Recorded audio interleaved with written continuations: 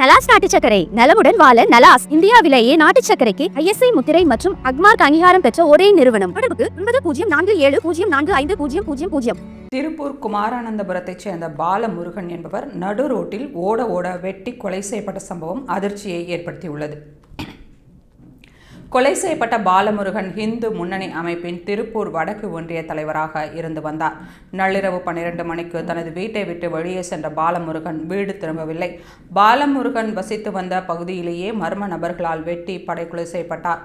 இந்த சம்பவம் குறித்து திருப்பூர் வடக்கு காவல் நிலைய போலீசார் விசாரணை நடத்தியதில் அதிகாலை 4 மணிக்கு 3 பேர் கொண்ட மர்ம கும்பல் பாலமுருகனை சரமாரியாக தலைப்பகுதியில் வெட்டி கொலை செய்துவிட்டு அங்கிருந்து சென்றது தெரியவந்தது.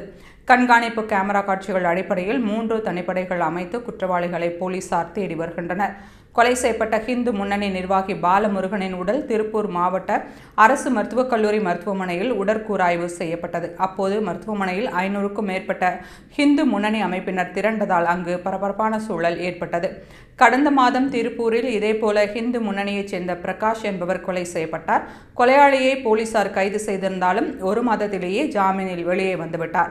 அதனால் பாலமுருகன் கொலை வழக்கை பிரகாஷ் வழக்கு போல அல்லாமல் உரிய முறையில் விசாரணை மேற்கொள்ள வேண்டும் என இந்து முன்னணியினர் கூறுகின்றனர். இந்நிலையில் இந்த வழக்கு தொடர்பாக ஒருவரை போலீசார் கைது செய்துள்ளனர். திருப்பூரில் இந்து அமைப்பினர் தொடர்ந்து கொலை செய்யப்படும் சம்பவம் அப்பகுதியில் பரபரப்பை ஏற்படுத்தியுள்ளது.